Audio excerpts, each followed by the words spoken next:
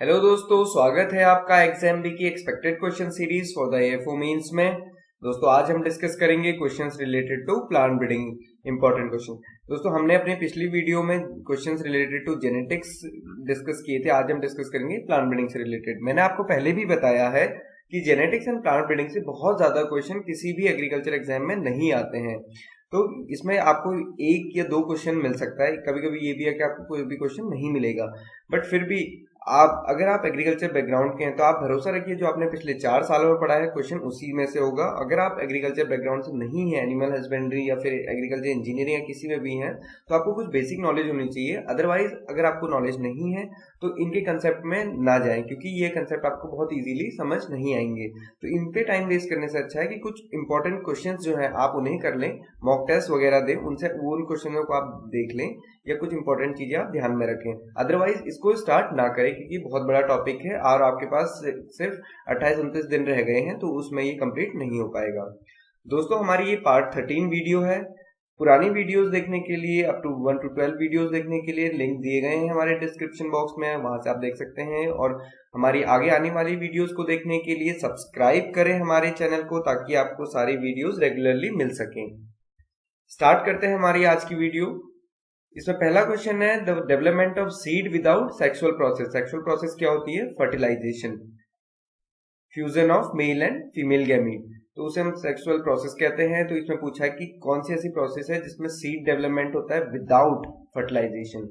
तो हमारे जो ऑप्शन दिए गए हैं, सबसे पहला ऑप्शन दिया गया है polyembryony. Polyembryony is a process जहां पे क्या होता है कि एक ओव्यूल में more than one embryo develop होती है, तो उसे हम पॉलीएम्ब्रियोनी कहते हैं। पॉलीएम्ब्रियोनी के जो एग्जांपल हैं वो है सिट्रस में जनरली देखा जाता है, और पाइनस में देखा जाता है। पाइन मतलब चीड़ के पेड़ होते हैं जो, उसमें जनरली ये होता है। पाइनस जो जीनस है इसमें पूरे में ये पाया जाता है, तो ये पॉलीएम्ब्रियोनी है। बट यहाँ पे ऐसा कुछ भी नहीं है। यहाँ पे क्योंकि सीड तो बनता है और यहाँ पे more than one embryo exist करती है, तो मतलब बहुत सारा सीड्स बनते हैं, सीड बन रहे हैं, और ये सेक्सुअल प्रोसेस के बाद ही बन रहे हैं, मतलब फर्टिलाइजेशन इसमें होता है। बट क्या होता है, एक से ज्यादा एम्ब्रियो बनते हैं। यहाँ पे दूसरा ऑप्शन हमें दिया गया है एपोमिक्सिस। एपोमिक्सिस में क्या होता है? Development of seed without sexual process, या फिर आप कह सकते हैं विदाउट फर्टिलाइजेशन। तो ये इसे हम एपोमिक्सिस कहते हैं। और एपोमिक्सिस के जो जनरल एग्जांपल हैं, ये जनरली कहाँ पाया जाता है? ग्रासेस में या फिर एस्ट्रेसी फैमिली में ये बहुत ज्यादा पाई जाती है। क्या? एपोमिक्सिस की प्रोसेस। थर्ड ऑप्शन है, ये तो आप यहाँ पे तो आप सही समझ रहे हैं, बट क्वेश्चन में क्या होता है, हम कंफ्यूज कर जाते हैं किससे? पार्थिनोकार्पी या पार्थिनोजेनेसिस से। पार्थिनोजेनेसिस या पार्थिनोकार्पी में क्या होता है? Development of fruit without process of fertilization. तो ये यहाँ पे दिक्कत हो जाती है कि हम ये कंफ्यूज कर जाते हैं कि सीड बन रहा है और कहाँ पे फ्रूट बन रहा है। पार्थिनोकार्पी में डायरेक्ट फ्रूट बनता है विदाउट फर्टिलाइजेशन, और जो फ्रूट बनेगा क्योंकि फर्टिलाइजेशन हो नहीं रहा है तो उसमें सीड नहीं बन पाएगा जनरली। तो यहाँ पे इसके जैसे एग्जाम्पल आप कॉमन देखोगे तो कॉमन एग्जाम्पल्स क्या है इसके? ग्रेप्स, पाइनएप्पल, कुकुम्बर्स, ये इसके कॉमन एग्जाम्पल है। यहाँ पे फ्रूट बन रहा है, यहाँ पे सीड बन रहा है, इससे आप कंफ्यूज नहीं होंगे। और हमारा यहाँ पे सही आंसर क्या है? Option B. Both B and C are wrong, क्योंकि हमारे पास किस चीज के लिए पूछा है? केवल सीड के लिए। नेक्स्ट क्वेश्चन है, which of the following promotes inbreeding. इसमें से पूछा है कौन सा इनब्रीडिंग को प्रमोट करता है। दो टाइप की हम ये, अगर इनब्रीडिंग या आउटब्रीडिंग की बात करें तो इनब्रीडिंग का मतलब होता है सेल्फ पॉलिनेशन, आउटब्रीडिंग का मतलब होता है क्रॉस पॉलिनेशन। तो इनब्रीडिंग जनरली हम जब टर्म यूज करते हैं, हम क्रॉस पॉलिनेटेड क्रॉप्स में यूज करते हैं। तो इनमें से कौन सी ऐसी प्रोसेस है जो कि इनब्रीडिंग को फेवर करती है? Male sterility. मेल स्टेरिलिटी के केस में क्या होता है कि जो मेल गैमीट है वो इनकेपेबल है टू फर्टिलाइज फीमेल गैमीट को, फीमेल गैमीट को फर्टिलाइज नहीं कर पा रहा है। तो इस केस में क्या होगा, जो पॉलन की रिक्वायरमेंट होगी अपने गैमीट, फीमेल गैमीट को फर्टिलाइज करने की, वो बाहर से आएगी। तो यहाँ पे क्या होगा? आउटब्रीडिंग फेवर करेगी। Self incompatibility, either of male और फीमेल गैमीट, दोनों में से कोई भी कैपेबल नहीं है फर्टिलाइज करने के लिए, तो इसमें भी जो दूसरा गैमीट है वो बाहर से आएगा, जनरली पॉलन बाहर से होगा। तो यहाँ पे भी ये आउटब्रीडिंग को प्रमोट करेगा। प्रोटोगाइनी मतलब जो क्या फीमेल पार्ट पहले मेच्योर हो जा रहा है, तो उस और मेल पार्ट मेच्योर नहीं है अपना, तो इसमें भी, इस केस में भी पॉलन कोई भी बाहर से आके उसको फर्टिलाइज कर सकता है। तो ये सारी प्रोसेस क्या है जो आउटब्रीडिंग को प्रमोट करती हैं। सेल्फ पॉलिनेशन, सेल्फ पॉलिनेशन जैसे नाम से पता है कि वो with in plant he same genotype में पॉलिनेशन हो रहा है, फर्टिलाइजेशन हो रहा है, तो वो इनब्रीडिंग को प्रमोट करेगा। तो दोस्तों ये तीनों जो प्रोसेस हैं ये किसकी है, आउटब्रीडिंग की, और ये किसकी है, इनब्रीडिंग की। नेक्स्ट क्वेश्चन है wind pollination is also known as, wind pollination को हम क्या कहते हैं। इसमें ऑप्शन दिया है पहला एंटोमोफिली, एंटोमोफिली होता है जब पॉलिनेशन किसके थ्रू हो, इंसेक्ट्स के थ्रू। चिरिप्ट्रोफिली, चिरिप्ट्रोफिली होता है जब किसके थ्रू हो पॉलिनेशन, बैट्स के through. Anemophily is the pollination caused by wind, wind के द्वारा पॉलिनेशन होता है तो उसे हम एनिमोफिली कहते हैं।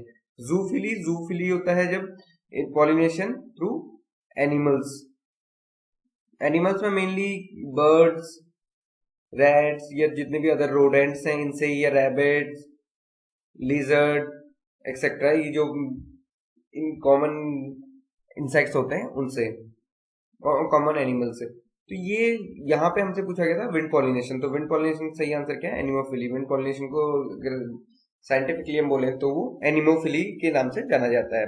नेक्स्ट है recurrent selection is mostly used in, recurrent selection की जब भी हम बात करते हैं रिकरेंट सिलेक्शन, तो ये पॉपुलेशन इंप्रूवमेंट की मेथड्स हैं जिसमें हम पूरी पॉपुलेशन को एक साथ इंप्रूव करते हैं। तो जनरली जब हम पॉपुलेशन इंप्रूवमेंट की बात करते हैं तो वो ओपन पॉलिनेटेड वेराइटीज या फिर क्रॉस पॉलिनेटेड वेराइटीज की बात होती है इन जनरल।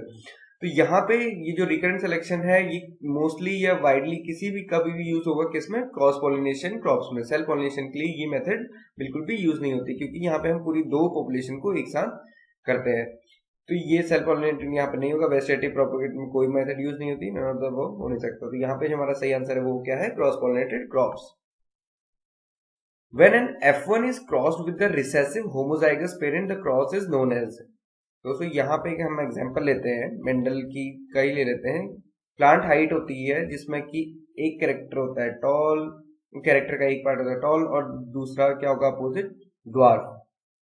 तो इसके लिए कौन सी ले लें, कैपिटल टी और ड्वार्फ के लिए स्मॉल टी स्मॉल टी। ये कह रहे हैं कि अगर हम इसको क्रॉस करते हैं तो जो F1 आता है वो क्या आएगा, कैपिटल टी स्मॉल टी। ये हो गया हेट्रोजाइगस, हेट्रोजाइगस, और ये दोनों है होमोजाइगस। ये भी होमोजाइगस है, ये भी होमोजाइगस है। ये होमोजाइगस डोमिनेंट पेरेंट है, ये होमोजाइगस रिसेसिव पेरेंट है, और ये जो F1 आया है ये हेट्रोजाइगस आया है। तो ये हमसे पूछा कि जब हम F1 को क्रॉस कराते हैं with the recessive homozygous parent, इसके साथ रिसेसिव होमोजाइगस पेरेंट को क्रॉस कराते हैं तो उस क्रॉस को क्या कहते हैं। सबसे पहला ऑप्शन दिया गया टॉप क्रॉस। टॉप क्रॉस क्या होती है, जब किसी भी ओपन पॉलिनेटेड वैरायटी को किसी भी इनब्रेड के साथ क्रॉस कराते हैं तो उसे टॉप क्रॉस कहते हैं। दूसरा है बैक क्रॉस। बैक क्रॉस क्या होता है, जो F1 होता है उसको किसी भी पेरेंट से, या तो हम टॉल होमोजाइगस पेरेंट से या फिर ड्वार्फ होमोजाइगस पेरेंट, मतलब इधर होमोजाइगस डोमिनेंट इधर होमोजाइगस रिसेसिव, किसी भी पेरेंट से क्रॉस कराते हैं तो उसे हम बैक क्रॉस कहते हैं। टेस्ट क्रॉस कहते हैं जब हम हेट्रोजाइगस F1 को होमोजाइगस रिसेसिव पेरेंट से क्रॉस कराते हैं तो उसे टेस्ट क्रॉस कहा जाता है। तो यहाँ पे हमारा सही आंसर है टेस्ट क्रॉस, जब हम F1 को क्रॉस करते हैं रिसेसिव होमोजाइगस पेरेंट के साथ। सिंगल क्रॉस, ये तो सिंगल क्रॉस का एग्जांपल है, यहाँ पे ये ऐसा कुछ भी नहीं है। तो जो हमारा सही आंसर है वो है टेस्ट क्रॉस। दोस्तों मैं आपको फिर बताना चाहूंगा ग्रेड अप और एग्जाम बी ने कोर्स लॉन्च किया है फेज 2 के लिए स्पेशल, जिसमें आपको मिलेंगी ये सारी चीजें, जिसमें कि वहाँ पे टेक्निकल एक्सपर्ट्स हैं फ्रॉम एग्रीकल्चर बैकग्राउंड, तो वो आपको ये सारी चीजें पढ़ाएंगे। जिसमें ये बहुत ज्यादा इंपॉर्टेंट पार्ट है क्योंकि review of agriculture Kurukshetra magazines या फिर जो नोट्स होते हैं, करंट अफेयर्स होते हैं और ये मिनिस्ट्री की रिपोर्ट्स होती हैं, ये बहुत ज्यादा इंपॉर्टेंट होते हैं, जिससे आपको 10 to 15 क्वेश्चन मिलते हैं। तो जल्दी ही आप इसमें अपनी सीट्स रिजर्व कीजिए क्योंकि बहुत कम सीट रह चुकी हैं और ये इसका प्राइस सिर्फ 2500 रुपए है। नेक्स्ट क्वेश्चन है, in mass selection method plants are selected on the basis of mass selection method, जो कि मास सिलेक्शन मेथड किसके लिए यूज की जाती है, सेल्फ पॉलिनेटेड क्रॉप्स के लिए, या फिर ये तो क्रॉस पॉलिनेटेड के लिए भी होती है।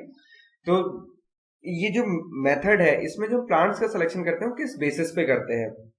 मास सिलेक्शन है क्योंकि हमको जीनोटाइप तो पता नहीं है, हम प्लांट की फिजिकल अपीयरेंस को देखते हुए उसको सेलेक्ट करते हैं, तो उसके सही आंसर क्या है, on the basis of phenotypes, क्योंकि हम तो प्लांट को फिजिकली जज करते हैं। ब्रीडर क्या करता है, फील्ड में जाके जो उसको प्लांट का क्रॉप स्टैंड है उसमें से जो भी प्लांट अच्छे लगते हैं उनको फिजिकली जाके सेलेक्ट कर लेते हैं उनके सीड को, और उसको नेक्स्ट ईयर फिर से ग्रो करके चेक करते हैं। तो इसे हम सिंपली मास सिलेक्शन कहते हैं on the basis of phenotype. Genotypes हमको पता नहीं होता, होमोजाइगोसिटी, हेटेरोजाइगोसिटी सारी जीनोटाइप के अंदर की बात है, तो यहाँ पे ये एप्लीकेबल नहीं होती है।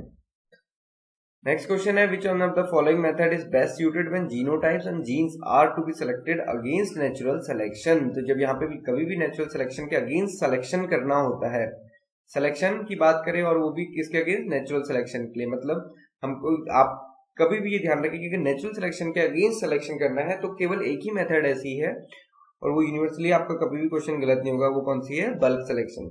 मास सिलेक्शन में हम करते हैं on the basis of phenotypes, bulk selection में हम सिलेक्शन तो फिनोटाइपिक के बेसिस में करते हैं, बट क्या होता है कि जो हम उसको आगे को ले जाते हैं अपनी सिलेक्शन प्रोसेस को, ब्रीडिंग की प्रोसेस को, पूरी प्रोसेस को, तो उसमें हम बेसिकली उसको 3 साल का टाइम देते हैं to check against the natural selection, मतलब नेचुरल कैलेमिटीज या फिर नेचुरली उसको ओपन करते हैं ताकि हमको पता चले कि जीनोटाइप कितना उसको डिवास्टेशन कॉज कर रहे हैं। तो नेचुरल सिलेक्शन के अगेंस्ट जब भी सिलेक्शन होगा तो वो बल्क सिलेक्शन होगा। प्योर लाइन सिलेक्शन तो फिर से प्योर लाइन है, पेडिग्री डिफरेंट मेथड है। यहाँ पे हमारा सही आंसर कौन सा है, नेचुरल सिलेक्शन के अगेंस्ट हमेशा याद रखना bulk selection. Which one of the following is secondary introduction during green revolution? ये पूछ रहा है कि सेकेंडरी इंट्रोडक्शन कौन सा है, तो उससे पहले आपको बताना चाहिए प्राइमरी इंट्रोडक्शन क्या होता है। मैं यहाँ पे दोनों लिख देता हूँ। प्राइमरी इंट्रोडक्शन होता है जब हम कहीं से बाहर से कोई भी वैरायटी लेकर, कोई भी बाहर से वैरायटी, फॉरेन वैरायटी को डायरेक्टली अपनी कंट्री में लाके डायरेक्टली ग्रो कर देते हैं, डायरेक्टली ग्रो करते हैं विदाउट एनी इंप्रूवमेंट। हमने डायरेक्टली ग्रो करा तो उसे हम प्राइमरी इंट्रोडक्शन कहते हैं। बट फॉरेन वैरायटी को बाहर से लाके अपनी क्रॉप्स के साथ या अपनी वैरायटीज के साथ क्रॉस कराने के बाद उसको ग्रो करते हैं नई वैरायटी को, तो उसे हम सेकेंडरी इंट्रोडक्शन कहते हैं। जैसे हम इसमें ऑप्शन में देखेंगे सोनारा 64 और लर्मा रोहो, ये दोनों ही वैरायटी वीट की वैरायटी थी जिनको उस समय डॉक्टर नॉर्मन बोरलॉग मैक्सिको से लाकर डायरेक्टली उन्होंने ग्रो किया था, तो ये क्या है, प्राइमरी इंट्रोडक्शन। और नॉरिंगटन तो जीन था विच इज ड्वार्फिंग जीन था, responsible for the dwarfness of the variety. तो ये दोनों प्राइमरी इंट्रोडक्शन थे। इन वेराइटीज को हमने अपनी क्लाइमेट कंडीशंस में लगा के और उनमें थोड़ा सा उसको इम्प्रूवमेंट करके जो हमने वेराइटी डेवलप की थी वो थी कल्याण सोना, तो ये हमारा सेकेंडरी इंट्रोडक्शन है। कल्याण सोना, सोनालिका या फिर राइस के केस में जया और रत्ना जो है ये सारी सेकेंडरी इंट्रोडक्शन है। पैडी के केस में IR24 या फिर IR सीरीज की जितनी वेराइटीज हैं ये सारे प्राइमरी इंट्रोडक्शन है, और जया और रत्ना उसमें भी सेकेंडरी इंट्रोडक्शन है। नेक्स्ट है inbreeding of cross pollinated species lead to increase in cross pollination. अगर इनब्रीडिंग होता है किसमें, क्रॉस पॉलिनेटेड क्रॉप्स में, तो उससे क्या बढ़ेगा क्रॉस पॉलिनेटेड क्रॉप में। अगर देखो अब मैं आपको सिंपल बताऊं कि कभी भी अगर हम इसको क्रॉस कराते, स्मॉल ए को हम क्रॉस कराते हैं तो हमारे पास ये हमको मिलता है जीनोटाइप। जनरली जो क्रॉस पॉलिनेटेड क्रॉप्स होती है वो हेटेरोजाइगस इन नेचर होती है। अगर दो हेटेरोजाइगस क्रॉस आपस में क्रॉस होता है तो हमको जो अगली जनरेशन में मिलेगा परसेंटेज वो ये मिलने के चांसेस होते हैं, जिसमें कि 50% हाइब्रिड और 50% दोनों होते हैं।